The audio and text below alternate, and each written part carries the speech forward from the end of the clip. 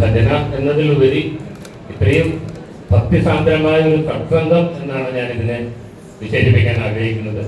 ഇത് യഥാർത്ഥത്തിൽ ഒരു സത്സംഗം തന്നെയായിരുന്നു.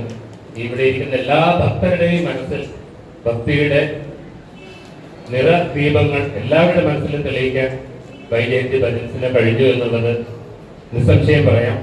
നമ്മുടെ സംഗീതപ്രിയനായ ഭഗവാനും ഇത് വളരെ നല്ലവണ്ണം ആസ്വദിച്ചിട്ടുണ്ടാവും തീർച്ചയാണ്.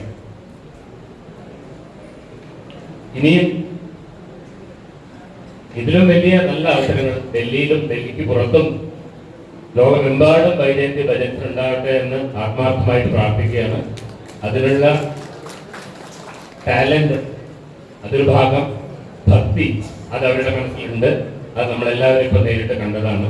അവർക്ക് ഭഗവാന്റെ എല്ലാ അനുഗ്രഹ ആശംസകളും ഉണ്ടാവട്ടെ എന്ന് ഒരിക്കൽ കൂടി ഭഗവാനോട് പ്രാർത്ഥിക്കുന്നു. ഇതിന് ഇങ്ങനൊരു സത്സംഗം ഇവിടെ സമർപ്പിച്ചത് ഭാരതീയൻ കൂട്ടായ്മ ഡൽഹി NCR ആണ്.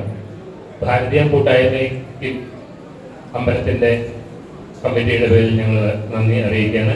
ഇതുപോലെ ഒരു വിജയദശമി നമുക്ക് ഇത്രയും നല്ലൊരു പ്രോഗ്രാം അവരാണ് ഭഗവത്പാദങ്ങളിൽ നിന്ന് സമർപ്പിച്ചിരിക്കുന്നത്. ക്ഷേത്രത്തിന്റെ ഭഗവാന്റെ പ്രസാദം വൈജയന്തി ഭജൻസിന് നൽകി ആദരിക്കുന്നതിനായി ക്ഷേത്രം കമ്മിറ്റി പ്രസിഡന്റ് ശ്രീ പ്രസന്നൻ പിള്ളയെയും സെക്രട്ടറി ശ്രീ നന്ദകുമാരൻ പിള്ളയെ രണ്ടുപേരെയും വേദിയിലേക്ക് സാധനം ക്ഷണിക്കുന്നു.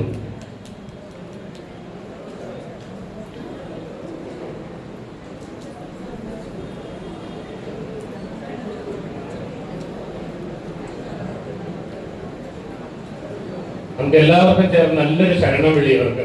കാരണം നമ്മുടെ കയ്യിൽ കൊടുക്കാൻ ഭഗവാന്റെ ശരണം വിളി മാത്രമേ ഉള്ളൂ.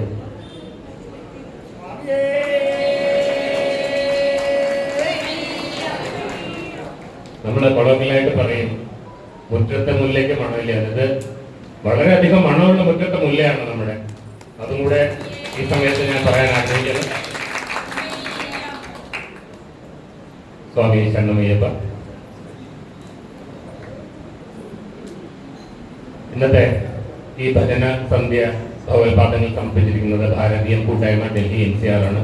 അവരുടെ വക ഒരു ചെറിയ ദക്ഷിണ വൈജയന്തി ഭജൻസിന് കൊടുക്കുകയാണ്. ദക്ഷിണ നൽകി ആദരിക്കുന്നതിനായി ശ്രീ രാജേന്ദ്രൻ പിള്ളയെ വേദിയിലേക്ക് സാധനം ക്ഷണിക്കുന്നു.